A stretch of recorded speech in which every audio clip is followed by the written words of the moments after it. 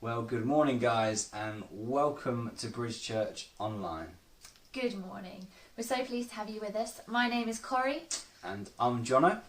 And we are looking forward to spending the next hour or so with you today, with a talk later on in our series on mental health and well-being, this week on the subject of self-acceptance. Yeah, absolutely is. But before we get kicked off, I don't know about you, I'm a bit down in the dumps that it should have been Wimbledon this week, just gone. So it should have started last Monday. I hope you've been eating plenty of strawberries. Apparently the nation have been.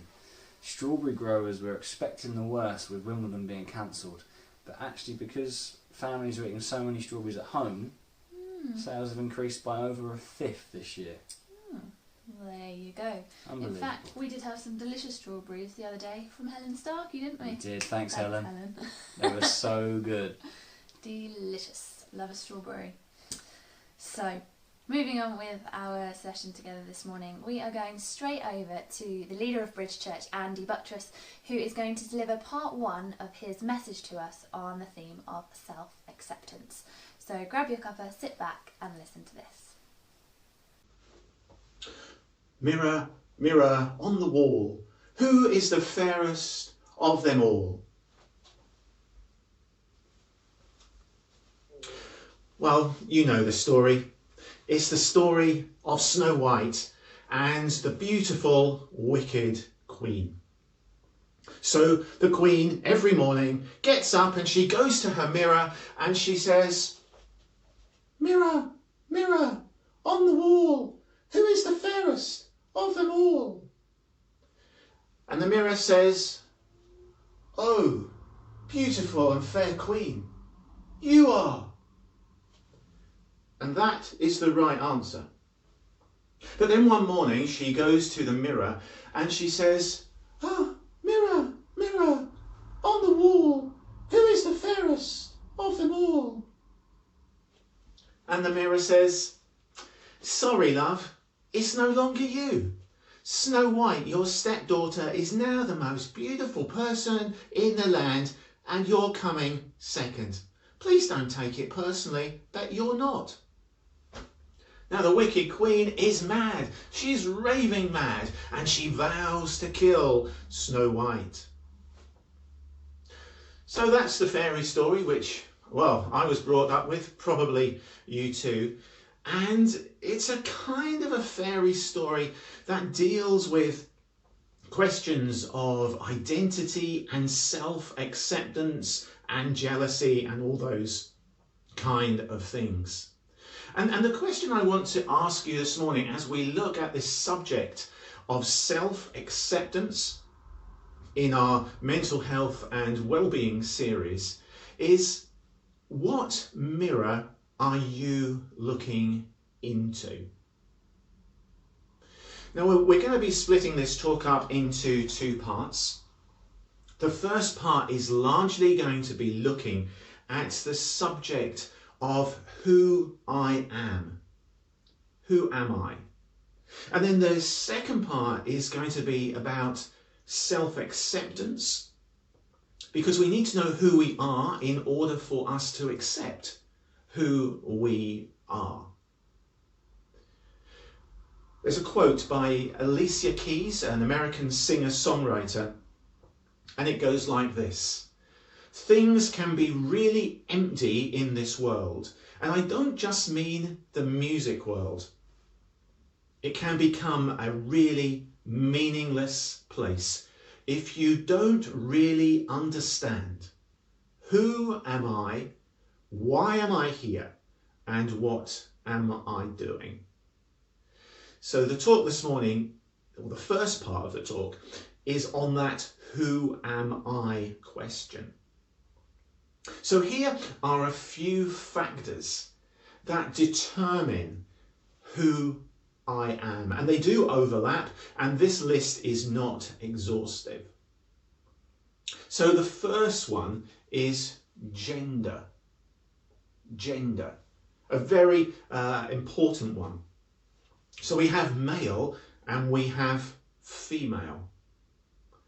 But some people today self-identify as non-binary.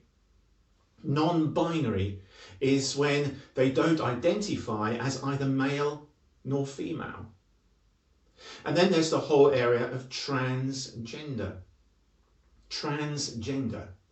When someone transitions from the gender that they were assigned to at birth to the opposite gender. Male to female, female to male. So gender is a complex issue. And then we have the subject or the area of sexuality. Sexuality. Heterosexual, lesbian, gay, bisexual, transsexual, queer, intersex, asexual. Again, sexuality is complex. Then we have the question of race. Now, we've heard quite a bit about race in the news recently, and some of that has been quite disturbing. So, race, again, is an important subject. Black, white, mixed race, different ethnic groups. Let's remember, shall we, that we're all part of the human race. And it's a good idea, actually, to run this race together.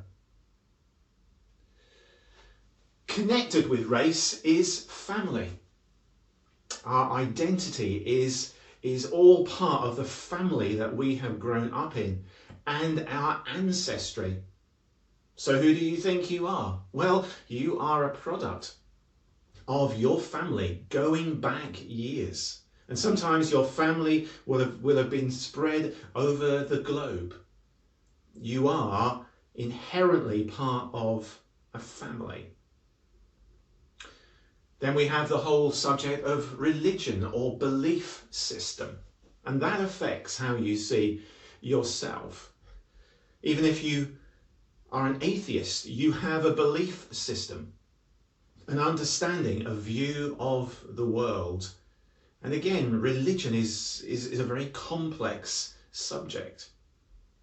Then we have culture and society. So, how you have been brought up in your society, your social conditioning affects the way you see yourself. Someone who's been brought up under, let's say, a communist regime will see themselves differently to someone under a capitalist regime. And then we have community, which is all mixed in with that. Community affects the way we think about ourselves. And I'm particularly thinking of the subject of online community. How much does social media and Instagram and other social media platforms affect the way some people think of themselves? And then if that's not enough, we have science. This whole area of DNA and our personal genome sequence. And isn't it amazing that you are just a little bit different to me and I am just a little bit different to you, and that makes you unique and that makes me unique. And as a human race, we are actually quite a bit different, probably about 5% different to chimpanzees. We are, as a human race, amazingly made, and we are able to think about ourselves and who we are and the whole area of self-acceptance. And there are a lot more that I could add to this list. Our relationship status, what we do, our work, and of course football. Football. Some people seem to base their self-identity on the football team they support. So if you support Liverpool at the moment, then you have a high self-esteem, a high self-acceptance. But if you support Ipswich at the moment... Anyway, less of that. So who do you think you are? Who are you? Well, how do you finish this sentence? It's not a complicated sentence.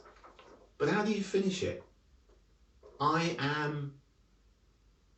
Whatever you put on to the end of that sentence is who you are. I am. So in the second part of this talk, we're going to unpack this a little bit about who we are, and then look at self-acceptance. Can I genuinely say that I accept myself for who I am? So, who are you? And do you accept yourself? Thanks, Andy. We look forward to seeing the second part shortly this morning. But I've got a quick question for you, Kori. Have you? Is it Henman Hill or Murray Mount? Where do you sit at Wimbledon? To be honest, I don't care about Wimbledon. It goes on forever on TV. Shocking. For me, it's got to be Henman Hill. I don't know why. I'm stuck in that era growing up watching Tim Henman. I'm going to come across so badly on these videos. Every time you mention something, I'm like, football, tennis. I wonder what you guys think at home. Is it Henman Hill or Murray Mount? Put your comments in below. Or you're there for the strawberries, like me. Maybe that's you too. Anyway, moving on. We have an interview for you now by a member of Bridge Church, Martha, who you may remember from weeks gone by. She has been speaking to her friend Rihanna about what self-acceptance looks like in her life story. So hi Rihanna. Hi Martha. So I've known you since we were really little, since we were babies. Yeah. Yeah. Our dads were friends at university, so known each other for a very long time. Would you like to introduce yourself? As Martha said, I'm Rihanna. And yeah, I've known Martha a very long time, pretty much my whole life, give or take a few months. And so I'm in year 12, just coming to the end of year 12, doing A-levels in history, classical civilization and psychology. And this actually has been my first year in sort of mainstream education. I was homeschooled up until last September. Well, I say I've been in mainstream education, but obviously for the last few months, mainstream education has been taking place from my bedroom. But yeah, and I've grown up in a Christian family, so I have 3 siblings and my mum and dad, and we've all grown up going to church and everything. So yeah, that's me. Have you found that you've had to make many, I don't want to say changes to yourself, but perhaps I guess evolve as a person in a different way from when you were homeschooled? I think yes and no. I think the thing that going in, I was actually having a conversation with my mum about this the other day. I think because by the time I started, college, I was already quite. I'm not trying to say I was really confident in myself, and I was completely like, I'm happy with the way I am, because obviously I think we all have our own insecurities and things that we struggle with. But I sort of knew who I was a bit by then. I think if I started younger, I sort of have seen my friends at school going through periods of sort of a bit up and down with everything and struggling to work out who they are. Whereas I sort of knew who I was a bit. That sounds a bit cliche, but I sort of already knew sort of who I was. So in that sense, no. But then also yes, because I had to be more, not more like, I had to be a bit more understanding of there's such a wide variety of people, if that makes sense. I think I probably was a bit, I don't know if sheltered's the right word, but I wasn't constantly exposed to lots of different people in the same way that you are if you've always been at school. So I had to, just become more aware of there's such a different variety of people. Some who are easier to get on with than others, as I'm sure we can all relate to. But yeah, just realizing that that's okay, and that you can be, you don't have to be best friends with everyone. I think I kind of just wanted to be friends with everyone when I started at college, and not that I'm not friends with people, not that it's not that I don't like people, but realizing that I can be closer friends with some people than with other people. I think that was something I had to sort of adjust to. Yeah. Yeah, I know that I didn't mention this topic to you before we started this interview, but is it okay if we talk a little bit about social media?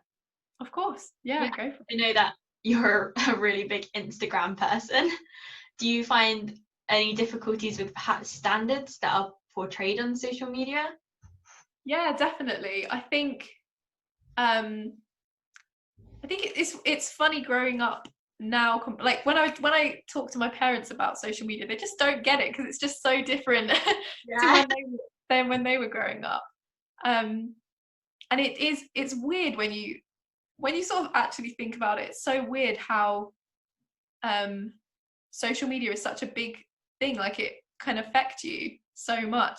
And I think comparison is such a big issue for me with social media, with Instagram. Yeah, just trying to be unique and interesting, but also not like break the mold too much. And I think probably just seeing how everything on Instagram is so filtered and so sort of, you get the perfect pictures. People talk about this a lot, but it is very much, people show the highlights all the time, and I think that's what I have struggled with in the past. Is it's sort of because you see your own bad days, you live your own bad days, and you live your own insecure days, and the days when you're not feeling good about the way you look or the way you are or your personality, or you're just struggling with work or with friendships or with family. So yeah, you'll be having an argument with a friend, or something's not been going well within your family, and then you'll look on Instagram and it will be a like a picture perfect, oh, I had the best day with my friend, I love her so much. And I think that's the hard thing to realize, that you're only seeing the highlights, you're only seeing people's best bits. So actually you don't need to feel bad or compare yourself to those highlights, because everybody has the bad days, everybody has the insecurities, but that's just not what's portrayed on Instagram. So yeah. Thank you so much for talking with me, Rihanna. No problem. Yeah. Hopefully I'll see you soon, depending on when lockdown stops. Yeah, we shall see. Let's hope that it's not too much longer. Well, see you later. Yeah, bye. Thank you so much, Martha and Rihanna. It's really great to hear from you this morning. Thank you for sharing with us. Yeah, that was so good. Thank you. So, can I ask you another question now? No. So we're now going to go back to part 2 of Reverend Andrew Buttress's talk on self-acceptance. So get comfy and listen in. So in the first part, we looked at the question of who we are. Who am I? And in this section, we're going to expand on that a little bit. And we're going to look at self-acceptance. And before we do, I just want to say that I think we all struggle at different levels, yes, and some people struggle more than others, but we all struggle with self-acceptance from time to time. It is something that we all, have to deal with in our lives. Sometimes no fairy stories come along, and then 2 come along at once. And here is The Ugly Duckling. So The Ugly Duckling is a story about this cute little duckling who grows up with these other ducks, but these other ducks don't see him as cute. In fact, he doesn't see himself as cute either. In fact, he is just different. And the other ducks get at him and reject him. And finally, this ugly duckling leaves town. He has been pushed out of town by the others. And so he goes away with rejected thoughts, with feelings of not being wanted, and he goes away sad. But you know the story. As he grows up into this beautiful swan, and suddenly things are different. Suddenly others accept him. Suddenly others think he is amazing, and he is able to accept himself.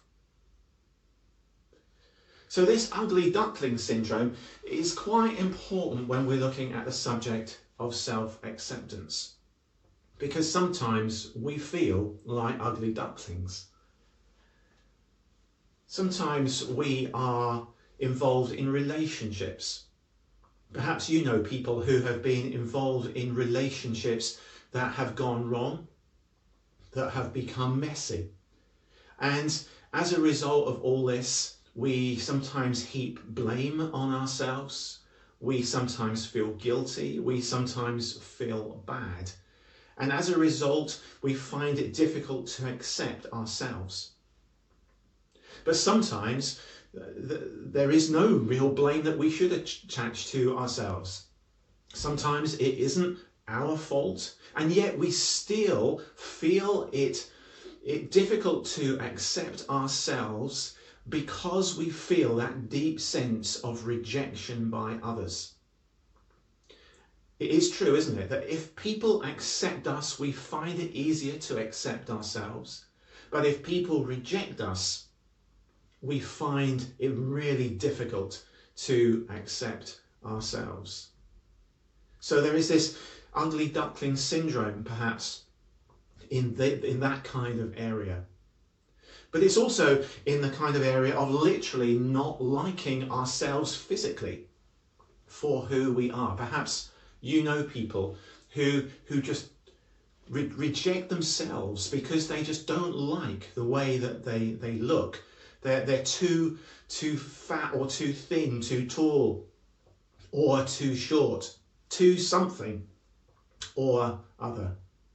I can remember when I was young, when I was a young teenager, one of the things that I really hated, was going to the hairdressers. And the reason I hated going to the hairdressers was because I had to look in a mirror. And I hated looking into a mirror because I didn't like the way I looked. My complexion wasn't brilliant, and I hated the way I looked for a time. And so many people hate the way they look, or some aspect of the way they look. And they try and change the way they look because they find it hard to accept themselves. So one of the things I guess that has come out of the talk this morning is that some of these areas about self-identity and self-acceptance are complex. How do we go forwards on this subject? Well, what mirror are you looking into? And I want to suggest this morning that we perhaps choose a different type of mirror to look into to start with. You see, if we look into a mirror like this, we just see a self-reflection. And we've been talking about self this morning, self-identity and self-acceptance. The problem is that when we look into the mirror of self, we're never quite sure that we see ourselves as we truly are. It can be just a perception. And a perception can be a deception. They say that the mirror never lies, but it can. Have you ever been to those kind of mirrors, I think they call hallway of mirrors or something like that, which are distorted? And you kind of walk through these mirrors and your face is all kind of weird and you're kind of out here, or you're so skinny or whatever, and it's laughable. It's fun because you look mad and you look crazy. And that's sometimes how it is when we look at ourselves. We think that we're seeing ourselves correctly, but maybe we're not. Maybe it's just our own perception of who we are. And sometimes if we were to ask others, they would tell us differently. Sometimes we get a distorted understanding of who we are, and we actually don't see the truth. So therefore, I want to suggest that we look through a different mirror. That our starting point is not the mirror of self, of seeing ourselves, but the mirror that we look through to start with is the mirror of God's word, the word of God to us. So John, who was a close friend of Jesus's, says in a letter that he wrote, "See what great love Father God has lavished on us, that we should be called children of God, and that is what we are." John knew that he was a child of God, and that fashioned the way he saw himself. How do we therefore become a child of God? Well, John in his gospel writes these words in chapter 1. "Yet to all who did receive Jesus, to those who believed in his name, God gave the right to become children of God. Children born not of natural descent, nor of human decision or a husband's will, but born of God." In short, to become a child of God, to be part of God's family, we need to receive Jesus. We need to believe in him, follow him, and accept him into our lives. And when we accept him into our lives, we suddenly realize that he accepts us, for we are a child of God. And when we know that, we can accept ourselves and then go on to accept others. So what this boils down to is this: we need a God identity and a God acceptance before we have a self-identity and a self-acceptance. When we know our identity in God, that we are a child of God, and when we know a God acceptance, that we are accepted for who we are as we become a child of God, then that is the most amazing starting point. But then looking at and dealing with all these other areas of our lives. So, what mirror are you looking into? What is the mirror that you're looking into first? My prayer is that this morning you will hear what God says about you, and that you will want to become a child of God and see that as your starting point for the rest of your life. Amen.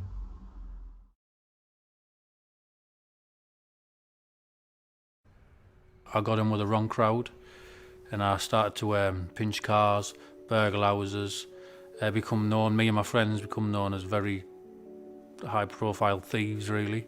I used to carry big knives, the big knives to the smaller knives down my waist, and I was the kind of person where if you pulled a knife out, I would use it. I ended up stabbing someone in the head. I ended up stabbing someone, just missing his heart and going through the top of his shoulder, the top of his chest and his shoulder where he dropped to the floor, and so I was on the run for 2 attempted murders. And then when I went to prison, I had such a hatred for the system, and I couldn't handle being told what to do, couldn't handle prison officers mucking me about. When I went out on association, I got to prison officer and I stabbed him. And then this led to me going into maximum security prisons, being put on CSC. It's where they feed you through a hatch in the door. There's no physical contact, so they have to have riot shields and riot gear on. And that was my life for a long, long time, basically. And I just was going from prison to prison, prison to prison. But then I ended up going to Long Lartin in Worcestershire. And when I was in there, I ended up going in an alpha course. Never heard of an alpha course, didn't know anything. And I just remember walking in because they'd sent me down. I sat down on a chair and I thought, oh no, it's a Christian thing. And we'd just go there every week and I would argue. And the pastor, I remember he come to me. He said, right, I'm going to say a few scriptures first before we pray. And one of them was, no one's righteous, not one. We all fall short of the glory of God. And then he said the verses about Jesus and explained a bit why he died on the cross for sinners and stuff. And then he said, pray. So I started praying and I said, God, if you're real, come into my life because I hate who I am. And nothing happened. But then, as I was talking to the pastor, I started to feel this energy feeling in my stomach. And it started to raise up and raise up and raise up and raise up. And I just broke out into uncontrollable tears. And I just sobbed. And it just... right there.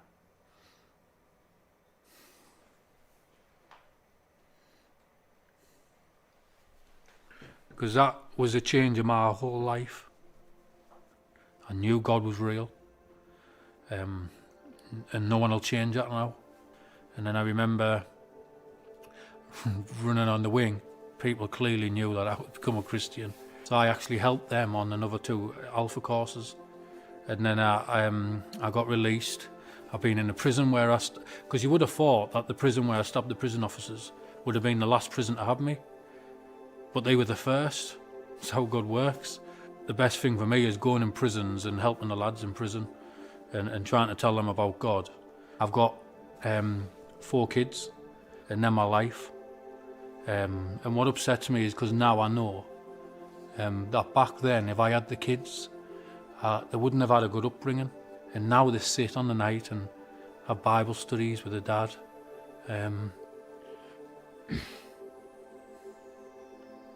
Have Bible studies with their dad. Have a life. They're beautiful. And my life, and probably my wife and my kids are the best gift that, apart from the grace God's given me, is the best gift he'll ever give me. Didn't expect to cry like that. Recovered now.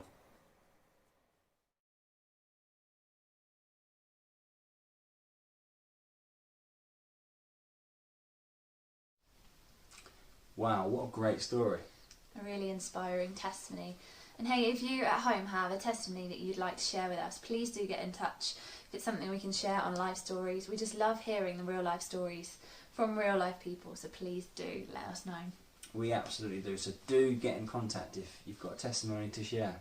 You'd be surprised at how powerful and how far that can go. Definitely. Well look guys, that brings us to the end of our time here this morning. We hope you've enjoyed being with us. We really hope you have a great week, and we hope to see you at the same place, same time next week. Absolutely, and don't forget to follow us on Facebook and Instagram to make sure you're staying up to date with all that we're getting up to. Bye for now. Take care guys.